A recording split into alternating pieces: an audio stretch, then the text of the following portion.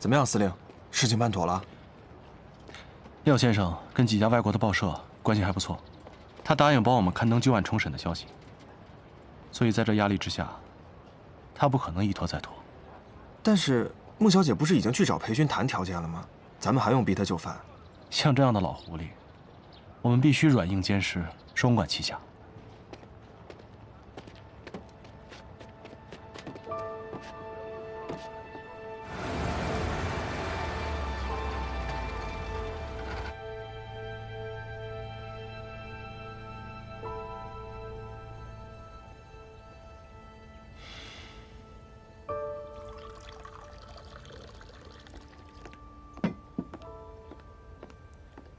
回来了，来坐。怎么样？他没有为难你吧？累死我了。哎，汤，谈妥了吗？嗯，谈妥了。那谈妥了，怎么一脸不高兴啊？见过贪的，也没见过裴勋这么贪的，1分钱不出，活全我干，给他8成还嫌少。 果然最狠的还是这些拿枪杆子的，这是无本万利的买卖啊！夫人呢？那你说的这些拿枪杆子的，包不包括我呀？你呀，你不仅让我赚不到钱，还让我倒贴钱。哎呀，夫人辛苦了啊！谁让我说了我要养你一辈子呢？话都说出口了。 也只能认栽啦。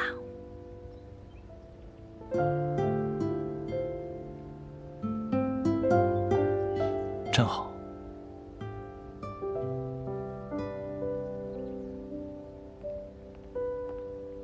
二哥，原来你一直靠嫂子养啊！坐过去。那你不是成吃软饭呢？贾斯，你不说话，没人把你当哑巴啊！哦。 你的公公真的够贪的，你的裴公子呢？哦，对了，那个裴勋有没有说什么时候开庭啊？没说，他只说一定会给我们穆家一个公道。公道，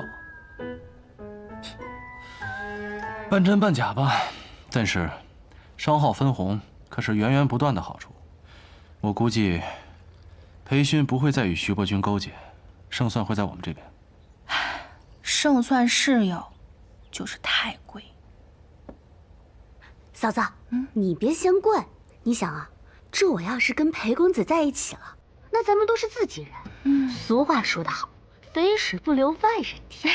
死丫头，胳膊肘往外拐，你还真把裴家当婆家了？二哥，你还好意思说我？我不过是帮裴家多说2句话，你就说我胳膊肘往外拐。可是嫂子还没跟你成亲呢，就给你花这么多钱。 那你的意思是，嫂子也胳膊肘往外拐了？皮痒了是吧？啊，是不是皮痒了？啊！走了，拜拜。你别走，别走！臭丫头！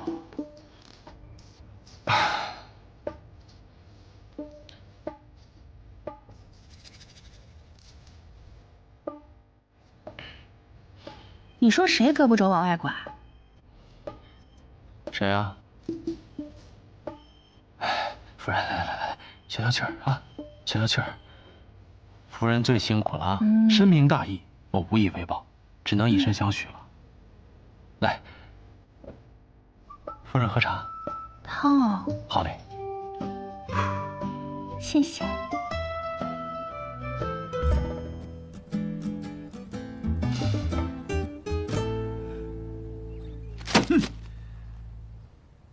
裴勋这个老东西。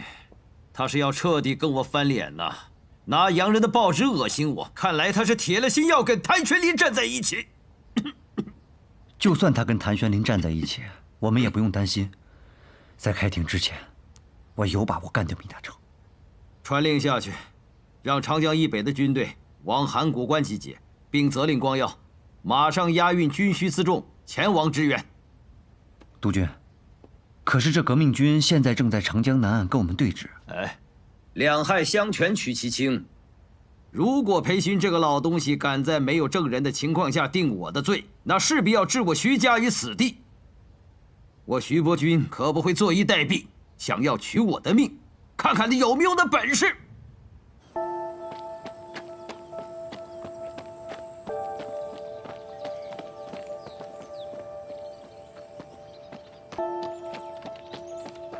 你怎么回事？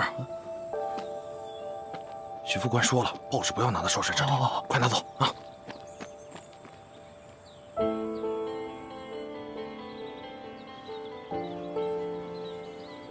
报告少帅，督军电报。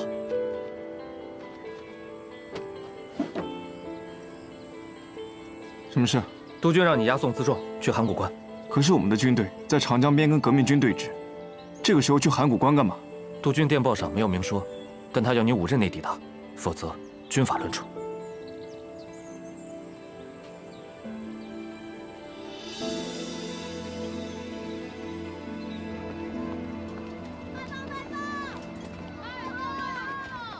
你最近来找我的次数也太勤了吧？是不是因为徐少帅、裴少帅都不在，实在闲得慌？你要是愿意陪我吃饭呀，我倒是宁愿他们都不在。我看是他俩都办正事去了，没空带你玩吧？我的正事儿就是陪你。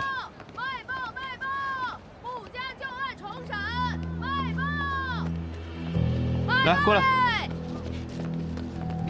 我要2份。好，给您。谢谢。谢谢。号外！穆家旧案重审，卖报耶！原来小叔叔打的是这个主意。这个谭玄龄就是个小人，亏得光耀抓了他那么多把柄都放过了他，他竟然这样恩将仇报。你说什么呢？你没看报纸上写着找到了新的人证物证，当然要重新审讯啊！小叔叔帮穆家讨回公道，这有什么错？那你怎么知道这些人证物证不是伪造的？我小叔叔不是这样的人。哼，你帮他辩护的倒是起劲儿，他去北京带你了吗？还不是和穆婉清打得火热？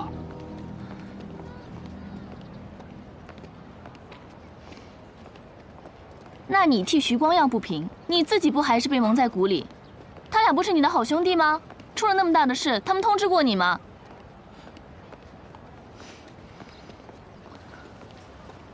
不吃了，我要回家。哎，位置都定好了。气饱了。我错了，行不行？你，哎，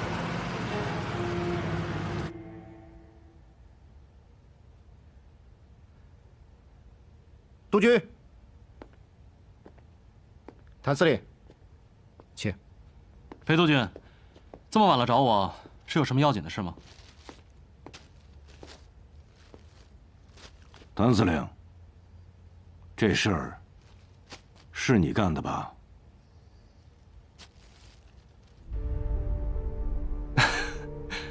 督军说笑了，这明明是徐伯钧啊，怎么能是我干的呢？我还不知道这是徐伯钧吗？啊，你小子别在我面前装傻充愣了。这个案子，我很早以前就跟审判厅长打过招呼，一致口径，暂时不对外公布。可是为什么突然洋人的报纸上出现了消息？谭玄龄，你跟使馆的关系很熟，这事儿不是你干的，还能是谁干的？督军，那我就不瞒您了。这消息啊，确实是我放出去的。我是怕您错过了开庭的最佳时机，所以我才斗胆帮您下决断。谭玄龄，你不要以为用了你老婆的几箱银子，你就可以在老子面前自作主张。晚辈不敢。你不敢？事情你都做了，你还想在老子面前演戏是不是？晚辈说过了，我真的是怕您错过了开庭的最佳时机，我是为您着想啊。狗屁！你知不知道，徐伯钧驻扎在长江边上的几支部队已经开拔北上了，老子真跟徐伯钧打了起来。别说商号的那点银子，就连整个穆家填进来都填不饱。你小子口口声声的说为老子着想，你当老子是3岁的小孩吗？你可别忘了，你现在就在老子的地盘上，不光是你，还有你的老婆、妹妹，3条小命全攥在老子的手里。你胆敢再给我玩花招，小心我让你们全都有来无回。督军，我当然相信督军的能力，一定会让我们有来无回的。我斗胆问你一句，您想不想让徐伯钧也有来无回啊？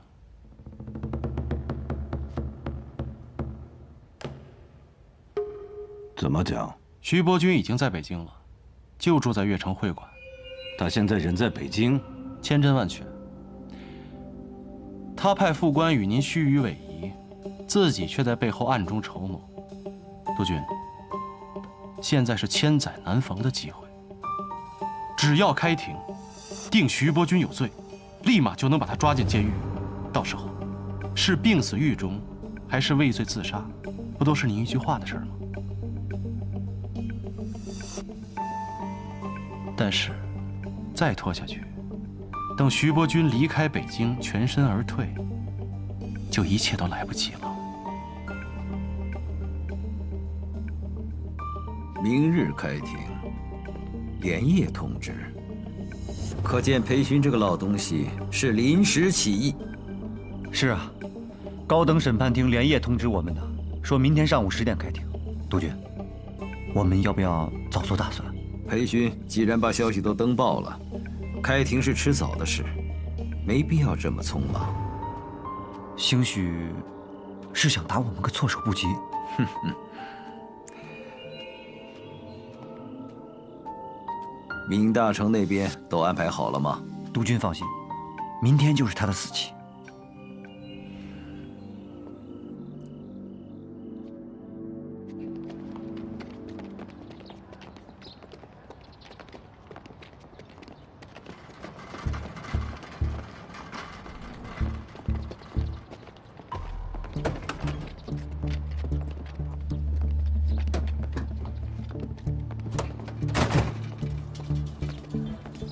确认，人在车上。卖花嘞，卖花，来看看吧。你说什么看出来啊？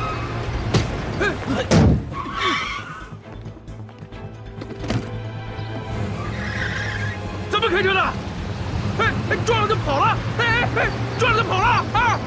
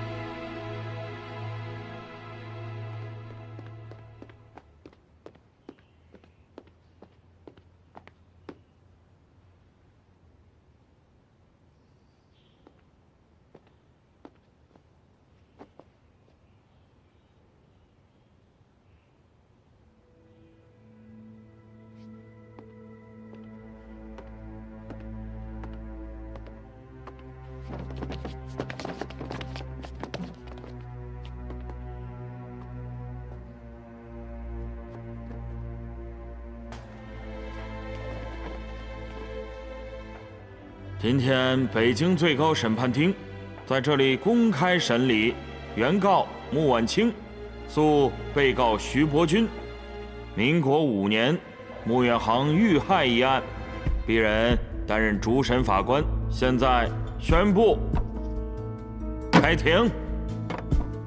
首先由书记官宣读法庭纪律。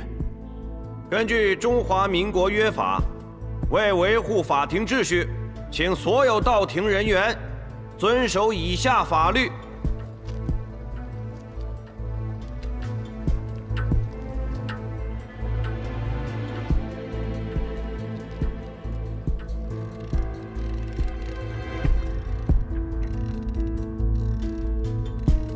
当年的尸检结果说我兄长的死亡时间是在下午1点钟，但是根据我兄长手表静止的时间，判定码头轰炸的时间在下午3点钟。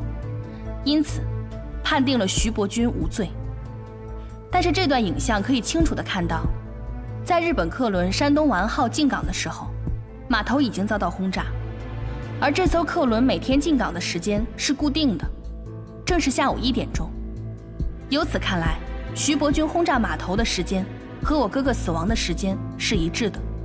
那么我哥哥的死亡，徐伯钧有重大嫌疑。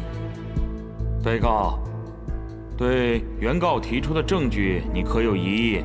哈，原告的记性实在是不太好。当年判定徐督军无罪的最关键的因素，并不是轰炸码头的时间，而是穆远航身上的弹孔。如果说是徐督军下令轰炸码头，才导致穆远航身亡的，那我想问一下，他身上的弹孔又是怎么来的？哈哈，别忘了，当时码头可是由罗督军控制着，我们徐督军的人根本进不去。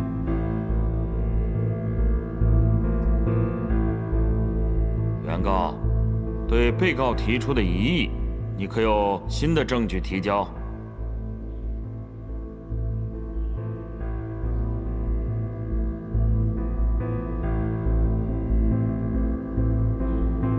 我们有人证。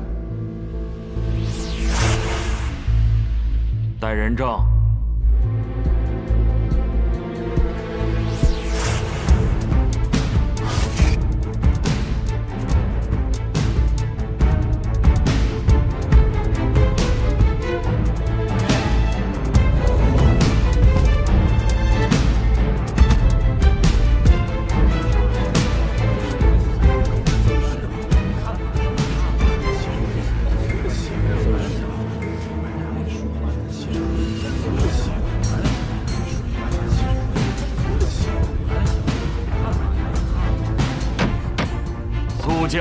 肃静！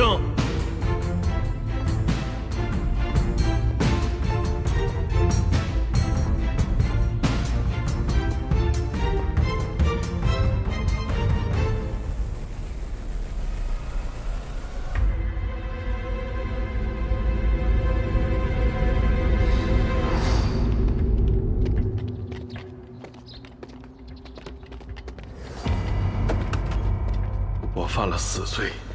本来昨天就该执行枪决了，多活了1天，还能挣一笔抚恤金给老婆孩子，我没有遗憾。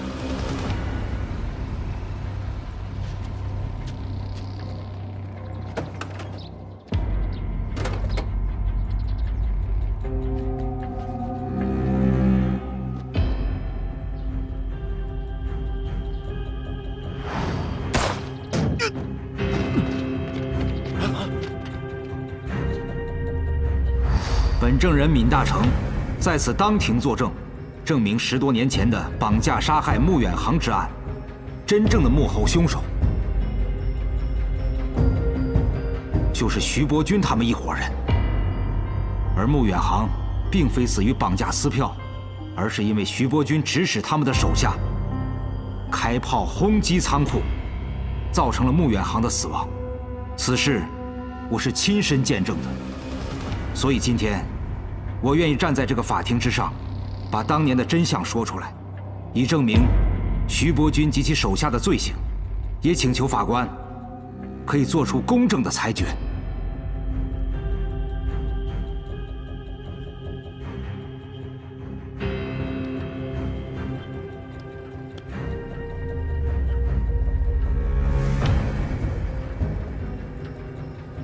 开庭2个小时了吧？是的，督军。没有人证，不应该审问这么长时间呢。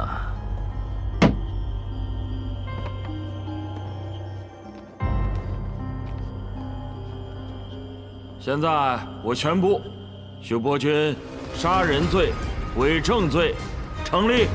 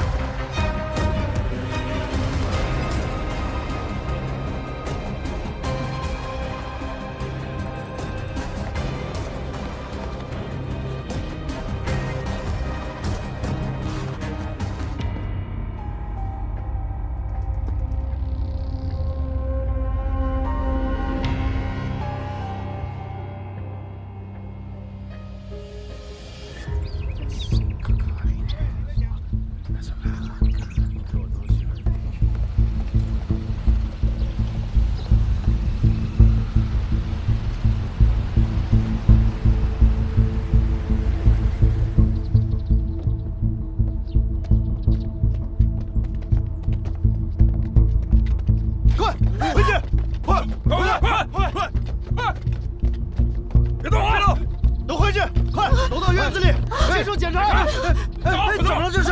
快！总参谋，挨个检查每个房间，把所有的客人集中到客厅里来，一个一个的查。是。你们两个过去，其他人快！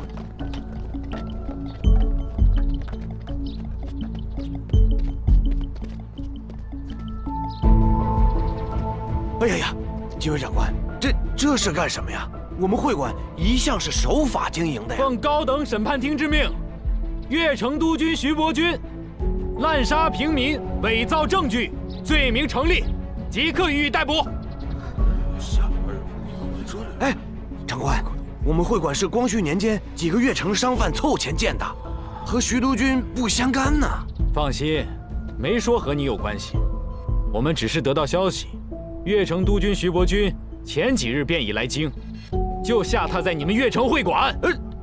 这长官，怕是搞错了吧？徐督军若是来京，肯定入住六国饭店，不怎么可能入住我们这儿啊？况且我们这也没有徐督军的入住记录啊。这徐伯钧此次来京一定是经过乔装打扮的，肯定不会用自己的真名啊。大家不必惊慌，好好配合我们检查，我们只抓人犯，绝不伤及无辜。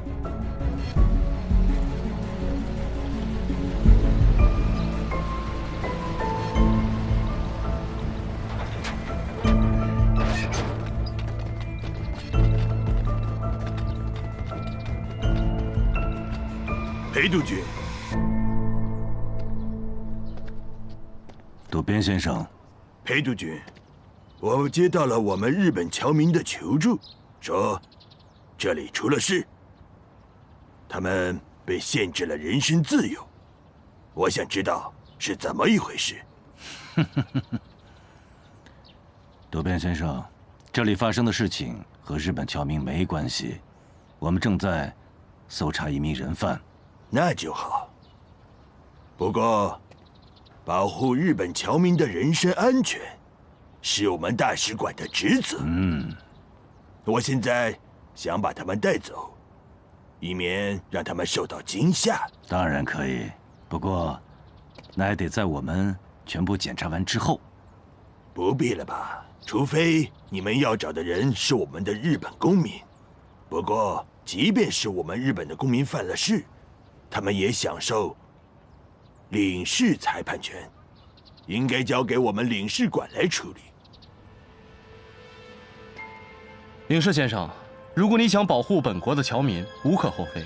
只不过，如果不一一排查的话，到时候浑水摸鱼，变成了日本公民了。这个不用你们担心，领事馆会逐一检查他们的护照。你们没有权利搜查我们的日本国民。違法な方、みんなこっちに集まって。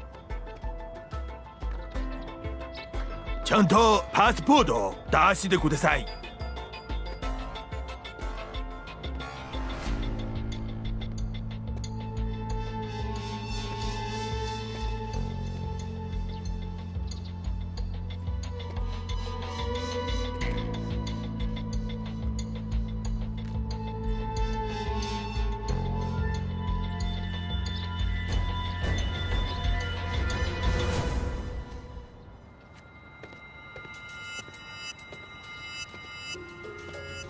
这位长官，我们日本侨民的事情，你们无权插手。这里是越城会馆，是越城客商在北京的落脚之处。为什么会有这么多日本侨民？怕是有人想欲盖弥彰吧？裴督军，这个人很像徐伯钧啊。哦，渡边先生，这位戴眼镜的先生和我们搜查的人犯很像，可以检查一下他的护照吗？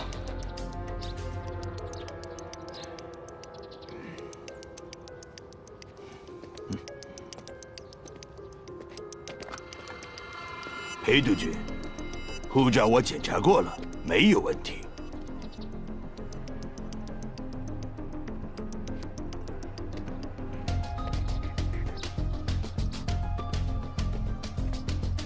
请问这位坂本先生，你在北京做什么？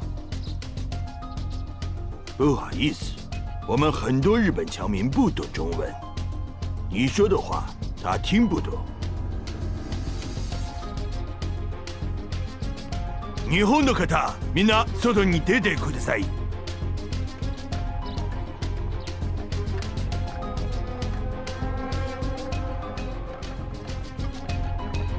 坂本和彦，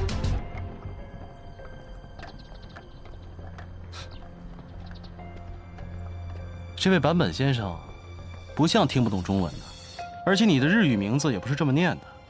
别装听不懂中文了，出来我们聊聊。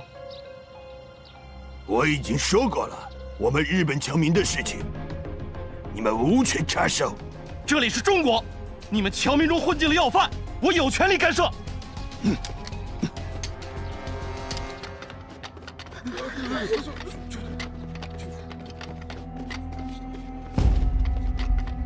你试试看。不错，这里是中国，所以我们日本公民享有领事裁判权和外交豁免权，你们无权搜查我们的国民。而我就是现在打死你，你们也无权审判我。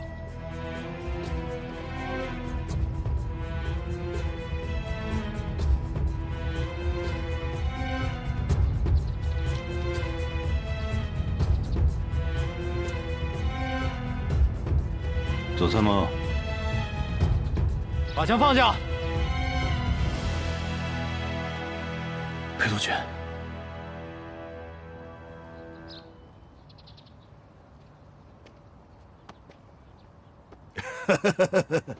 你看，我敢拿枪顶着你，你们的兵却不敢拿枪顶着我，觉得不公平吧？我也觉得不公平，但是不好意思，这是你们政府允许的。你们中国人，在中国自己的土地上，却偏偏要低人一等啊！皆さん、外の車に乗ってください。早く！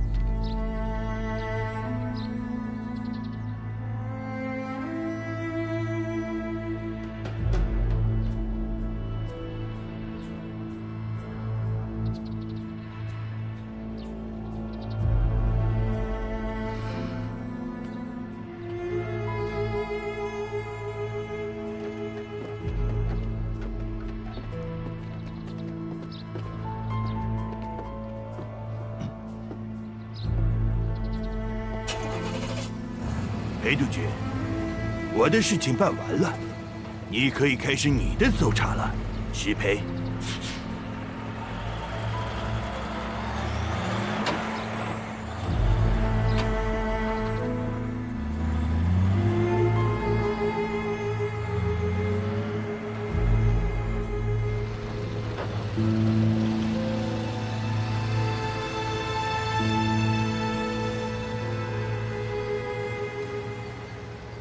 督军，就这么让他们走了？不然让我怎么办呢？啊？难道让我裴某人跟日本人动粗不成吗？他们现在肯定要去天津的日租界，我们现在可以在路上设卡拦截呀。如果真让徐伯钧进了租界，可什么都晚了。谭司令，这是老子的地盘。轮不着你来指手画脚的啊！督军，晚辈没有僭越之意，但是你也知道，这徐伯钧已经开始调兵了。如果真让他这么走了，此事恐怕很难和平解决啊！放心吧，老子全都料到了。我已经将我的重兵由南侧调入了长江沿岸，对徐家军形成了合围之势。他敢动手，老子就干他！督军放心，打徐家军我们从来都不怕，更何况长江以北是咱们地盘，我们占尽了天时地利人和。是啊，徐伯钧的丑事一旦曝光，舆论滔滔就能淹死他。他若敢挑衅，我们就更加师出有名了。老子知道你们几个小子打仗上瘾啊！除非他徐伯钧乖乖的交权下野，否则的话，函谷关一带必是他徐家军覆灭之地。谨遵督军教诲。走，走。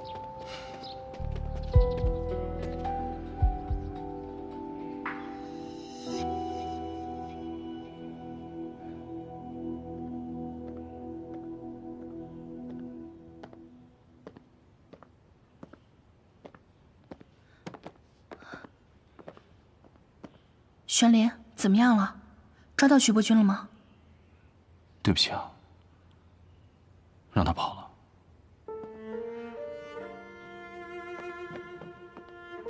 没关系，你已经让大家知道了真相，哥哥也沉冤昭雪了。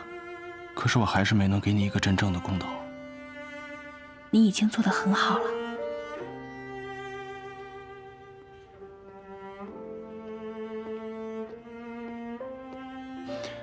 廖先生，闵大成去按手印了，等判决书下来，你就可以带他回上海。多谢廖先生，多谢您帮忙。举手之劳。听说徐伯钧跑了，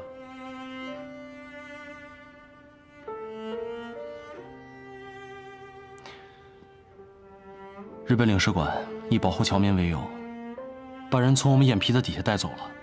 那个日本领事抬出外交豁免权和领事裁判权对我们施压，我眼睁睁地看着徐伯钧上了日本领事馆的车，我却无能为力。这也不怪你，就连裴勋都不敢跟日本人硬顶，这换成谁都是无能为力。那个日本领事还说了，我们中国人在我们自己的国家，偏偏要低人一等，为什么呀，廖先生？裴勋带了那么多兵，在日本人面前连屁都不敢放。 廖先生，我们的国家为什么会变成这样啊？我们革命就是为了打倒列强，除军阀，让中国不再是现在这个样子。我现在真的不知道，我费尽心思做的这些事情，是对还是错？你让真相大白于天下，怎么会是错呢？ 是啊，这裴勋和徐伯钧已经做好了开战的准备。一旦徐伯钧不肯下野，那裴徐两家必有一战。到时候又有多少士兵和百姓要枉死？是我搅动的这场战争，而承担后果的却是他们。你说，我是对还是错？ 玄林，让百姓受苦、士兵枉死的是裴勋跟徐伯钧，不是你。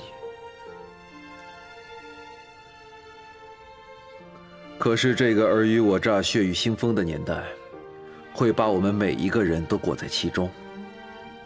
倾巢之下焉有完卵？没有谁能够独善其身。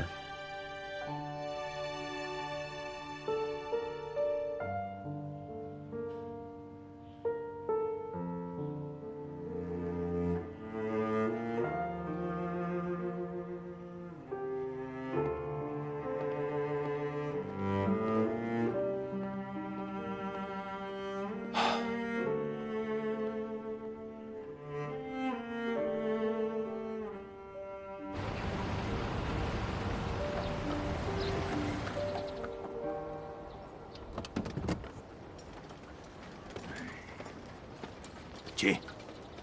啊，徐督军，这里是日租界了。这个院子是我们领事馆自己的产业，很安全。请。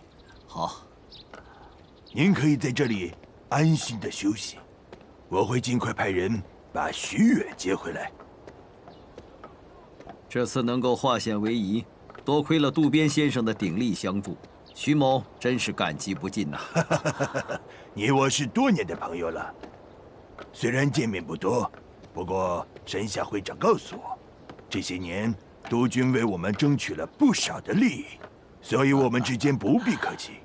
不过我这里有一件事情，想必督军很有兴趣，想知道吧？渡边先生，有话请讲。犬子和裴勋的公子在日本留学的时候，曾经是同学。前几日，犬子去了督军府，探望裴公子，却被拒之门外。据他的下人说，裴公子因为搅黄了裴家走私军火的生意，被关了禁闭。不过，我从其他的渠道打听到，其实搅黄裴家军火生意的，并不是裴公子，而是令郎徐光耀先生。光耀，看来令郎并没有把这件事情告诉督军呐。我就奇怪了，裴公子刚从上海回来就被关了禁闭，然后裴勋就对你开始发难，这会不会跟裴家的生意有关呢？另外，令郎是查到了什么，所以对督军你只字不提啊？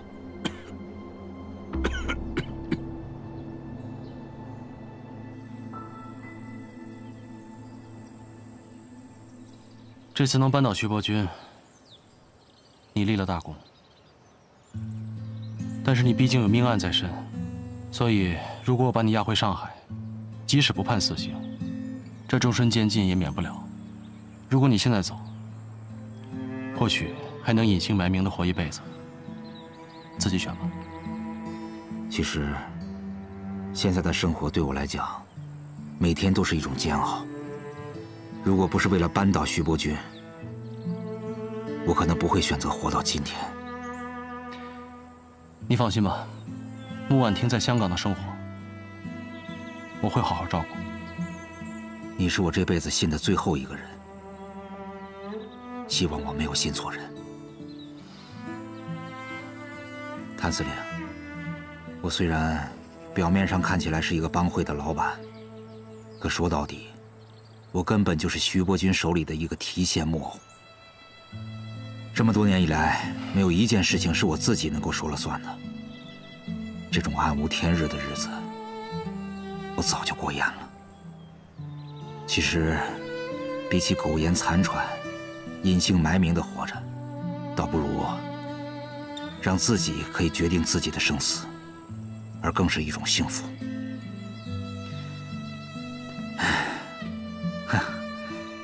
我以前也是一个军人，如果可以的话，我想选择以军人的方式来结束我的性命。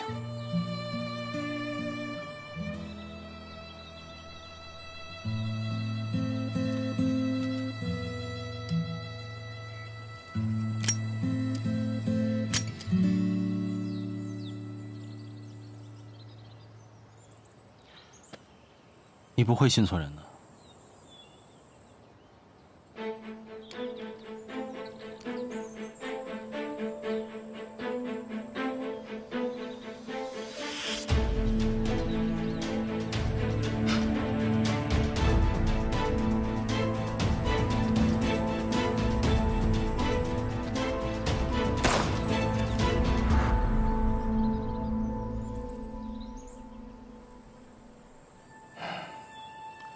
在京郊找一块合适的地方，给他埋了吧。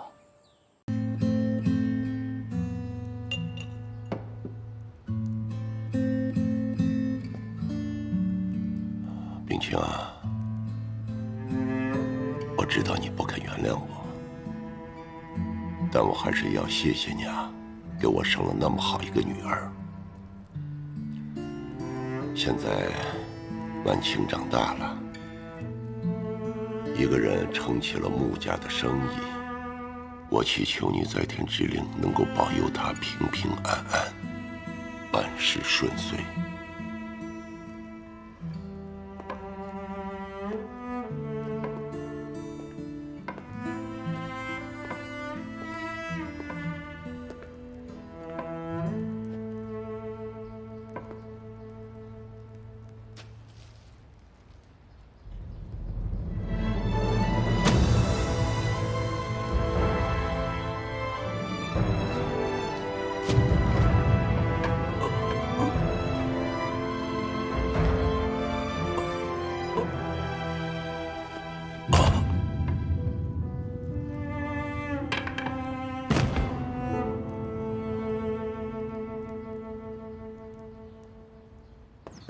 你派人去查一下，光耀在上海查出那件军火走私案，没给家里打招呼。我想知道什么原因，因为这事儿裴家那小子还被裴勋关了禁闭。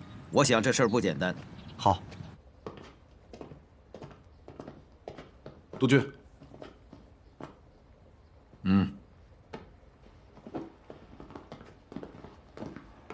督军，高等审判庭的判决到了，您看一下。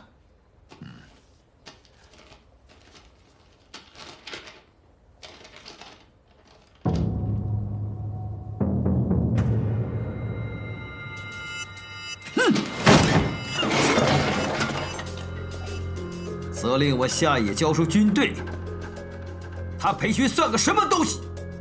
高等审判庭的判决他算个屁！既然要撕破脸，那就打！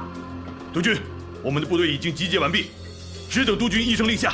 好，光耀，应该已经到函谷关了吧？给少帅的命令，5天内运到，应该差不多了。你亲自去，把物资自助尽快安排好，把光耀给我带回来。那里太危险，他的任务已经完成了。是。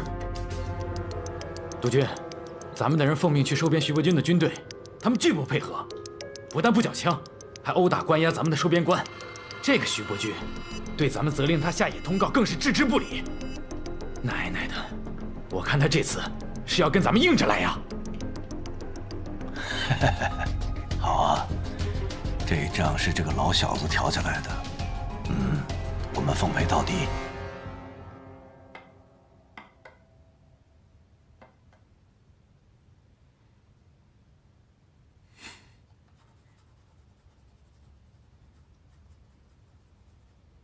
大帅，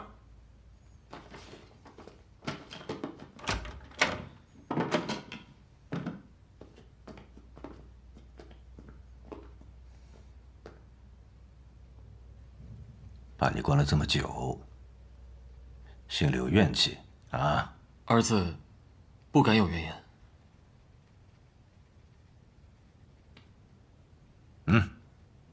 不服？不服是吧？就拿出点真本事给你老子看看。爹让儿子做什么？徐伯钧这个老小子，不服判决结果，不肯下野交权啊，反而调集了一支军队，在函谷关一带进行挑衅。不过呀，你爹我早就料到他这一套啊，在那儿布下了重兵，布下了局，等着这个老小子来钻。一定要打吗？天时、地利、人和，尽在我的手中掌握。胜算十足的仗，凭什么不打？听着啊，我打算让你带一支精锐师，去前线做机动，前面呢自有一些叔叔大爷们冲锋陷阵，你紧随其后，瞅准时机冲上前去，捡一个功劳回来给你爹瞧瞧。爹，儿子才疏学浅，难堪大用，去了也是添乱，还是不去了吧。孬种，白捡的功劳你都不要，傻！你小的还像我裴家的种吗？啊！爹，我不是孬种，我只是不想打这个窝囊的仗。打来打去，除了让老百姓受灾，还有什么意义啊？怎么没意义？你不打仗，老子怎么可以让你升官啊？你不打仗，以后怎么接老子的位置？你不打仗，怎么能服众？这祸国殃民的官儿，这朝不保夕的位子，不做也罢。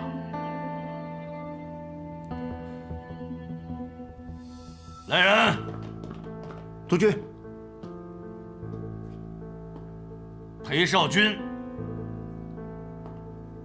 违抗军令，目无官长，拉下去抽30鞭子。30鞭，少帅受不了。执行命令。是。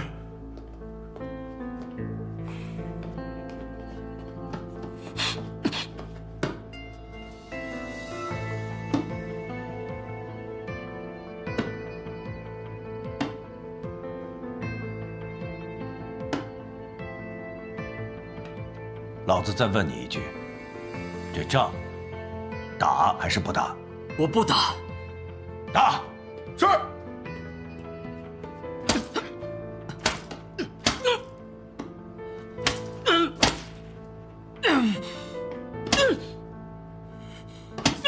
行。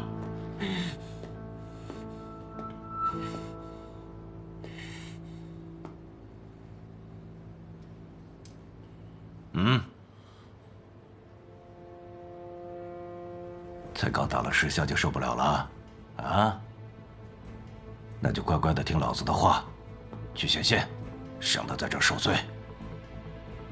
我没事，军令如山，怎可更改？30下，就是30下，一下也不能少。好小子，有骨气，像我老裴的种。可是你为什么情愿受罪？也不愿意去前线白捡一个功劳回来，你小子脑子糊涂了吧？脑子糊涂，更不能去前线，会打败仗的爹。有道理。好，接着打，打到这小子脑子清醒为止。是。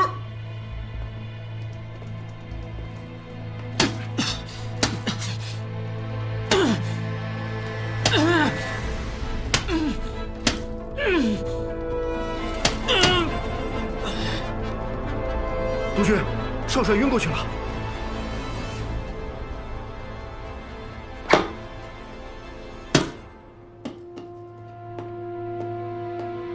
赶紧给少帅送吧。是，快，少帅，少帅，没事吧？少帅。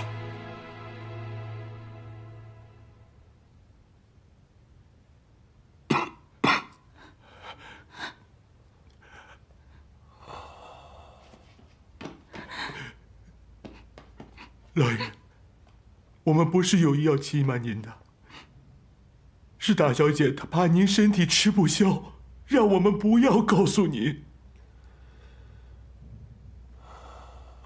不怪你们，我知道，婉清是担心我的身体。难得孩子一片孝心，要不给大小姐打个电话，让她赶快回来。不能告诉婉清。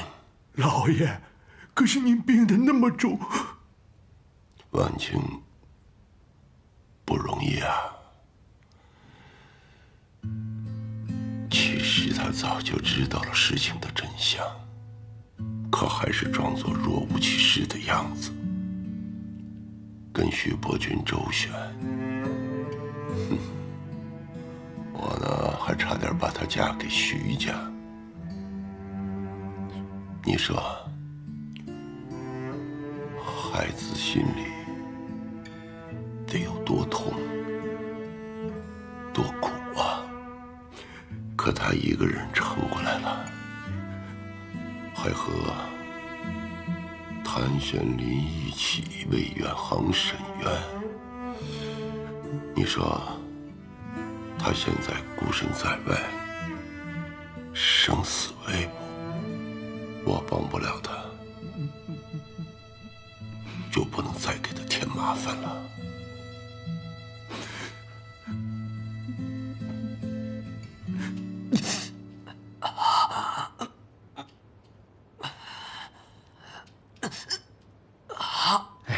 这督军也真是的，对你下手那么重。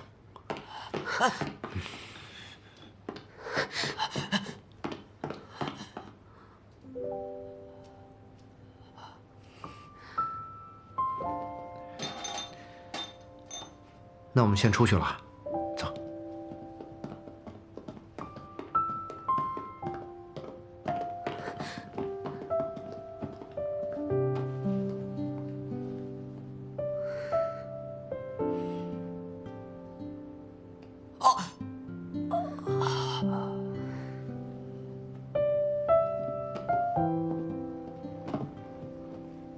很疼吗？没事，我皮糙肉厚，养2天就好了。官司打赢了，你该和谭司令回上海了吧？我不回去，我要留在这儿陪你。行了，别犟了，依你的性子，待在这里迟早得憋屈死。你能待，我就能待，不要小看我。反正我不回去。谭司令也不会同意你留下的。我哥他管不了我，只要是我决定的事儿，谁都拦不了。又何必趟这趟浑水呢？只要能跟你在一起，我什么都不怕。即使是被困在这座牢笼里，我也心甘情愿。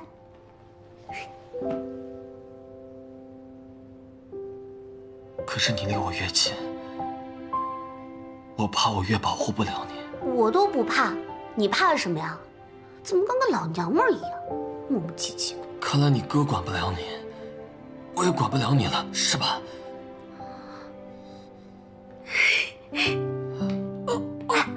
你的意思就是你不撵我走了？你不撵我走了？你让我留下来了？你不撵我走了？疼！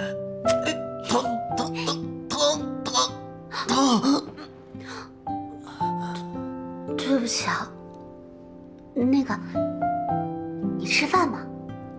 或者你想喝点什么吗？我想喝汤。你想喝什么汤啊？老鸭汤。老鸭汤是什么汤啊？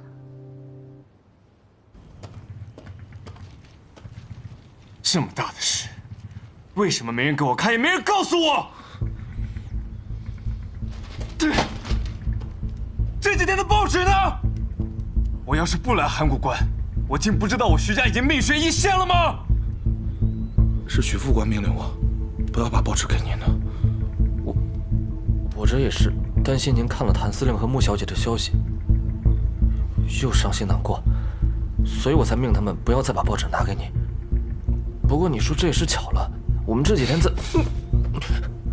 我告诉过你多少次，耍小聪明误大事，你怎么就不长记性？出去！是。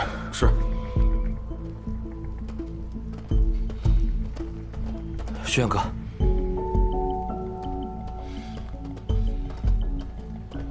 少帅，督军派我来协助您配发物资辎重，等完毕之后，请您尽快返回岳城。副帅，这是什么意思？这场仗天时、地利、人和我们一样都不占，为什么非打不可？督军军令，这场硬仗必须打赢。副帅。是想打得培训肉痛，才有讨价还价的余地吗？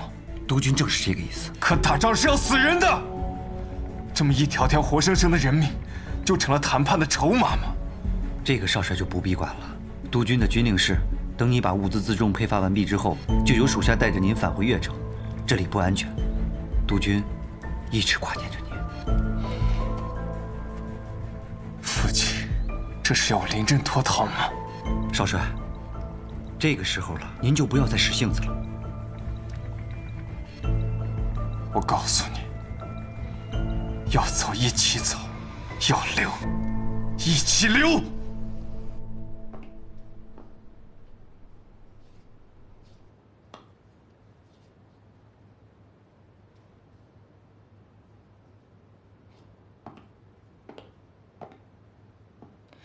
你是怕裴家和徐家开战？要是徐伯钧赢了，局势会对你不利。我是真没想到，徐伯钧会冒着天下之大不韪，完全不顾判决，挑起战争，厉害。婉清，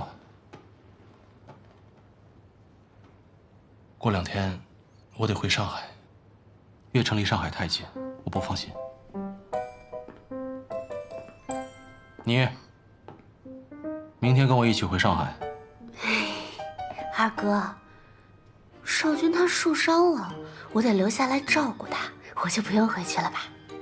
你天天陪伯父长，陪伯父短，人家把你当自己家人了吗？有朝一日我跟裴家开战，他捏死你跟捏死一只蚂蚁一样，你知道吗？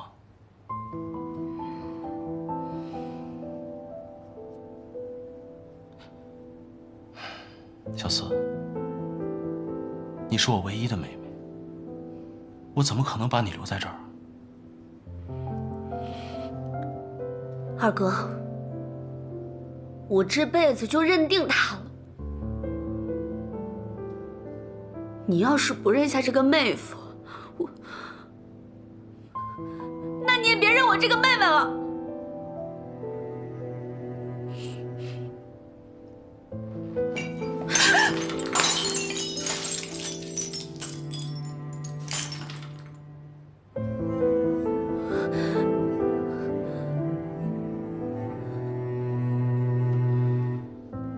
你才认识他几天呢？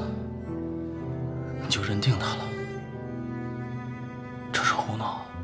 二哥，我没胡闹。小四，你要是非带我离开的话，我会抱憾终身的，你忍心吗你？你才多大孩子，抱憾终身！不要说话。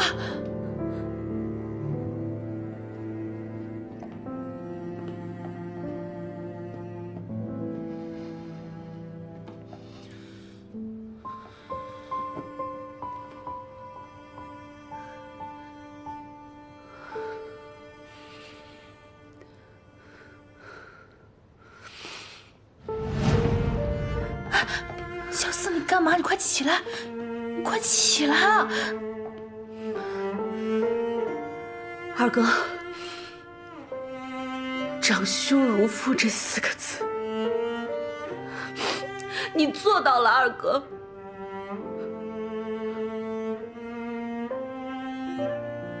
但是现在我长大了呀，我已经不是那个需要你保护的小孩了。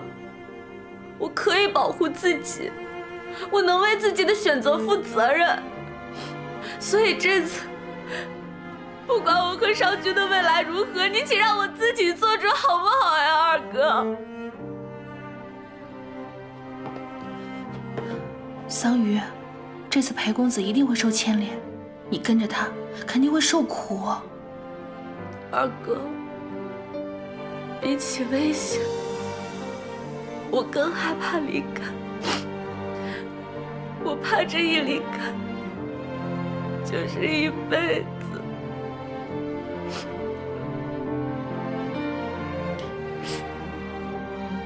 你才18岁，你怎么能说这些？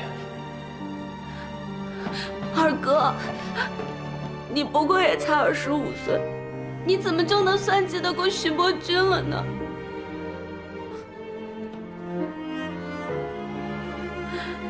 二哥，我已经不是得在你身边那个什么也不懂的小屁孩了。这10年，不仅你长大了，我也长大了。你能不能别总小看我呀？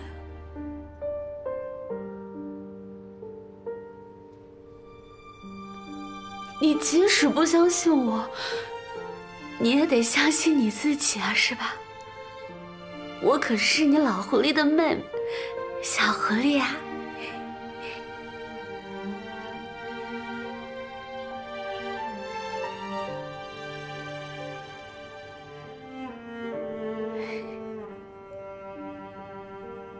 长大了。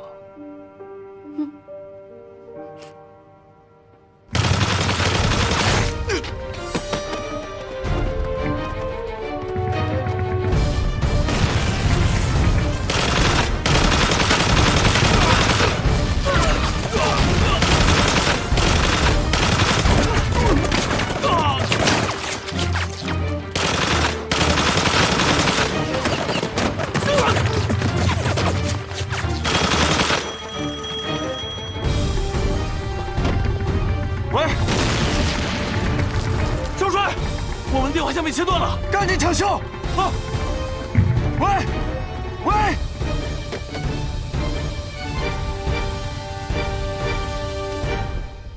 有何贵干啊？你对我妹妹怎么想的？谭司令是来兴师问罪的吗？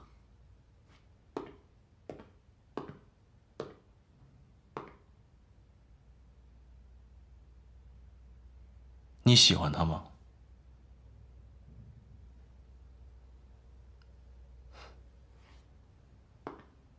我明白了，我绝对不会让他跟一个连说喜欢都犹豫不决的男人。我喜欢他。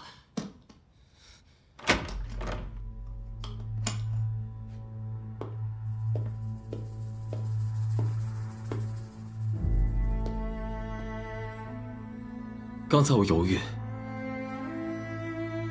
不是因为不喜欢他，而是因为我知道你不愿意让他留下，我怕他为难。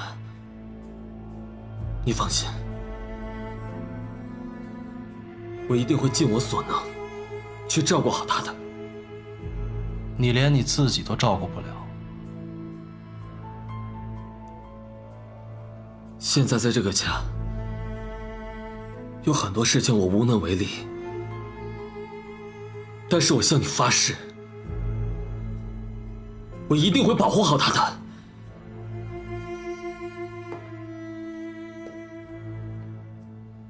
他根本就不知道裴家的水到底有多深。他再成熟，也只是个18岁的孩子。你30遍了就变成这样，你怎么保护他？拿我的命！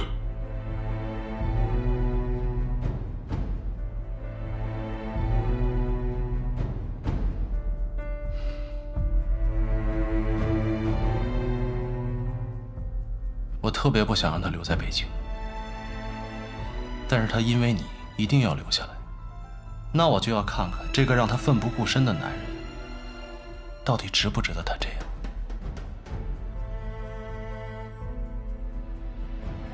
但我最担心的，就是你和你父亲的关系会牵扯到我妹妹，她是我谭玄林唯一的妹妹，我绝对不能让她过这样的日子。如果你想给我妹妹一个安稳的未来，就必须要改变你和你父亲的关系。改变我和我父亲的关系？我听说你是保定军校的优等生是吧？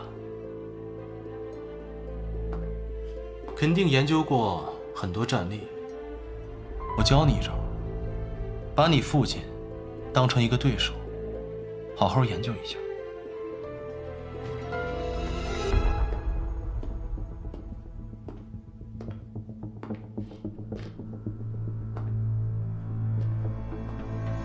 小子，别让我失望。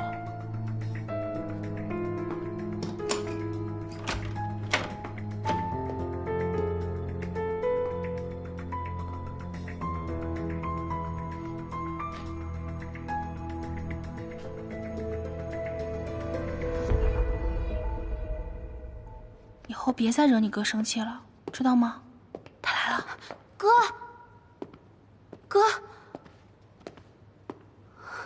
哥，你们聊得怎么样啊？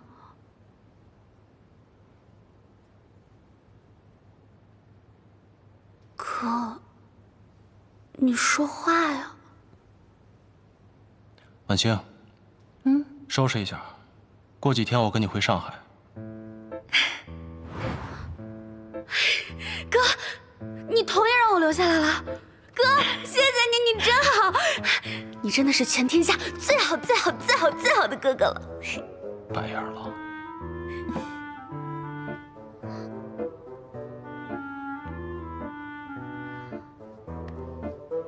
哥，你吃醋了。哥，其实这一想到要离开你，我特别特别的舍不得你。就像，哥，我巴不得你离我远远的，省得麻烦我。哥，口是心非。嫂子，我哥终于答应让我留下来了，这下放心了吧？不用再担心了。我终于可以跟裴少君在一起了，开心吗？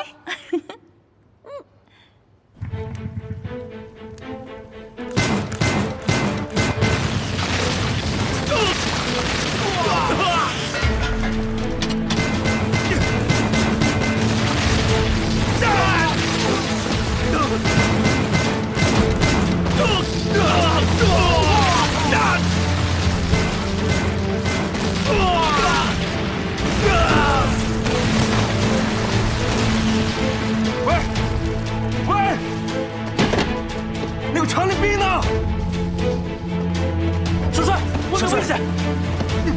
少帅，少帅，快！太危险了！少帅，少帅，少帅，少帅！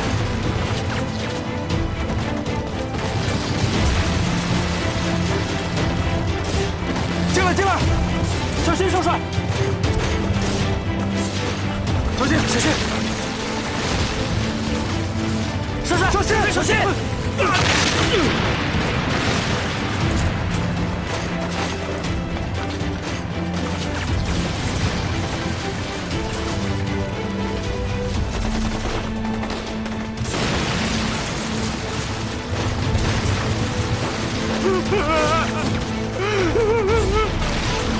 电话线接通没有？你这里干什么？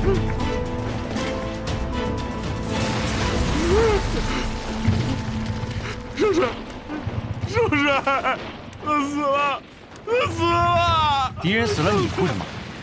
他是我亲弟弟啊！他一直在陪督军上下当兵，我们3年没见，没想到现在情况会是这样。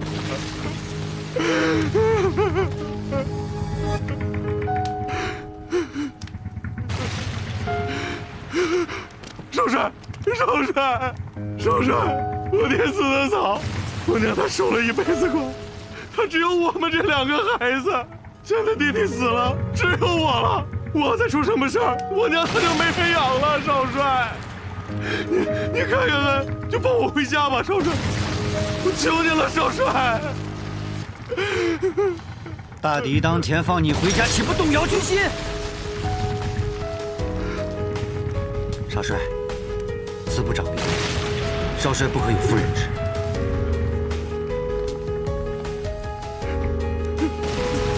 少帅，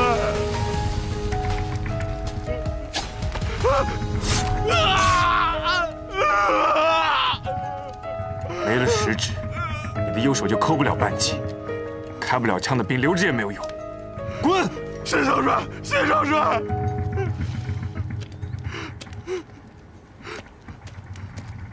元哥，放走你，岂不军心大乱？属下这是在替少帅分忧。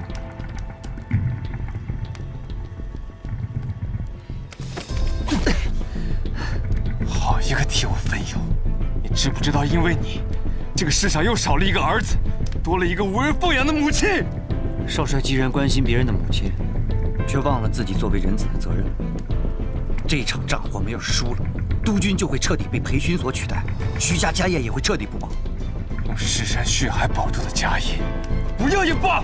少帅，这话不可再说。少帅，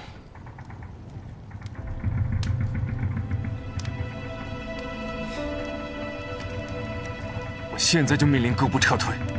这场仗毫无意义，我不愿意我们徐家的兵做无谓的牺牲。我要带他们走。少帅，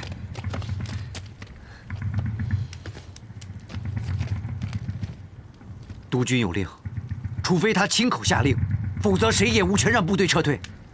裴勋要置我们于死地，只有拼死一搏才有活路。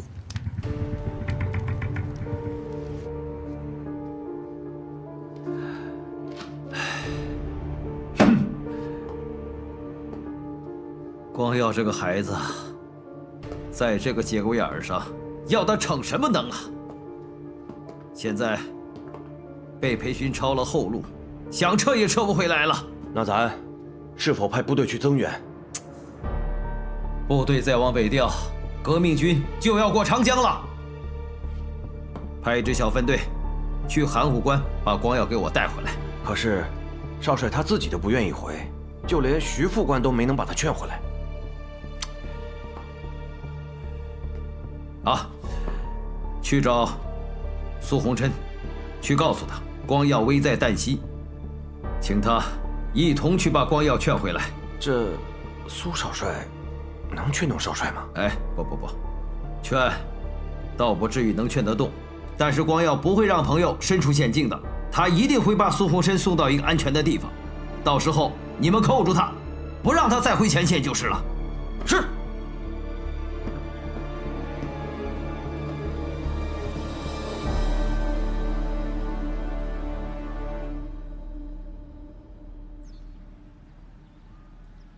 谢谢陈校长，那这件事就麻烦您了。好，怎么样，嫂子？放心。哇，嫂子，这次多亏有你在，就我二哥那倔脾气，这次脾气能这么好，答应让我留下来，多亏了你。其实是你哥心疼你，他看你认定了裴少帅，当然不会为难你了，他就是嘴上不说。嫂子，虽然我嫌我哥烦，还总跟他吵架，但是这一想，以后能见的次数越来越少了，我其实还挺舍不得的。你要是想你哥了，就多打电话回来。你照顾好自己。哥，这是裴家女中的入学申请，我去学校帮你办好了，你按时报到就行。哥，不是这怎么这么快就办好了？嫂子，快看看。小四，哎，有几件事我必须给你交代清楚。第一，说话做事一定要格外谨慎，遇到不能解决的问题，立马给我拍电报，不能鲁莽行事。第二，跟那小子相处的时候注意分寸，不能单独进入他的房间。第三，不许留宿督军府。我回到上海，马上给你学校打电话核查情况。哥，你怎么跟个老头一样啰里吧嗦？再说了，这又不是监狱，你用得着像看犯人一样吗？我还有没有点自由？当然有，在我允许的情况下，你做什么都行。嫂子，小四，既然你选择了他，以后的路绝对不会风平浪静，值不值得，你自己心里最清楚。哥要说的是，以后谁要是欺负你，回到哥身边来，有哥在，不会让你受委屈。哎，哥。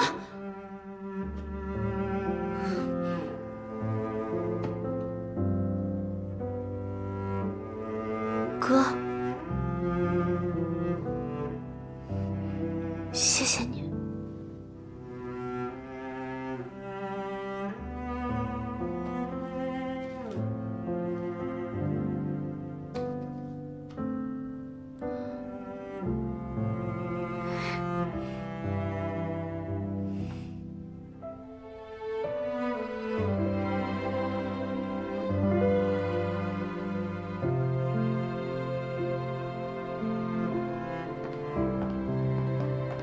谢谢顾小姐。不客气。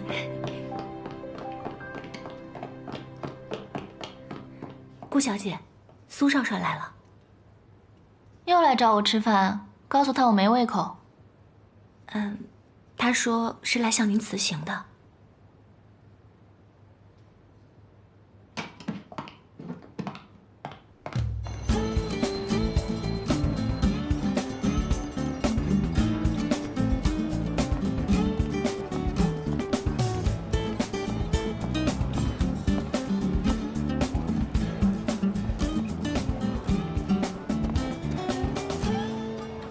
你又搞什么名堂？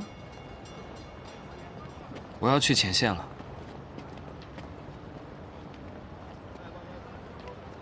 去前线？你开什么玩笑啊？我没开玩笑。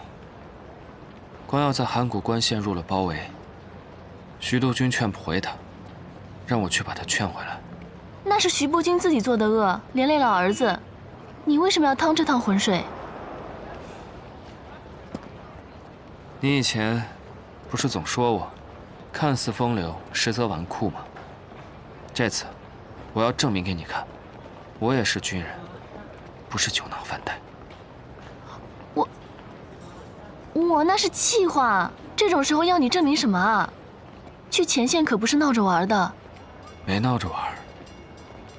光耀是我最好的朋友，我不能眼睁睁地看着他身陷危险之中。不管徐伯钧以前做过什么，也不管徐家以后的命运是什么，光耀都是无辜的，他不该承受这一切。可是，那你呢？战场上枪弹无眼，你能保证自己的安全吗？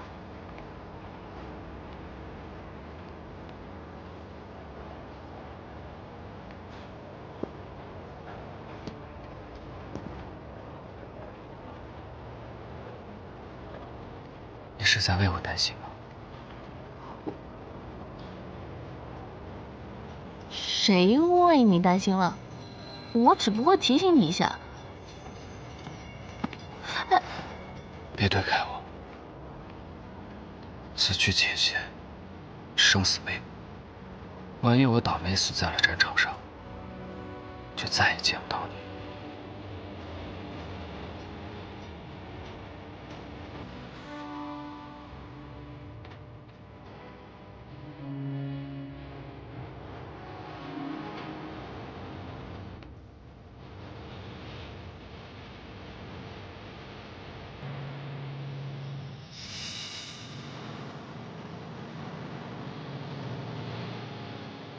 这个银坠子，它虽然不值钱，但是它是我最珍贵的东西。我想，我知道这是你母亲的遗物，我不能收，我受不起。那你替我保管一下总可以吧？你也说了，这战场上枪弹无眼。万一我有个3长2短，你也能帮我立个衣冠冢。你别瞎说。逗你呢，我最珍贵的东西都在这儿呢，我怎么舍得死啊？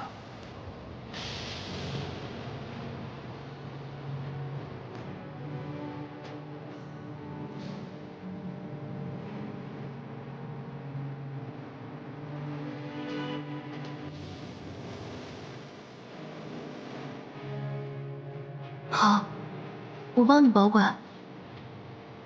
那你一定要安全回来。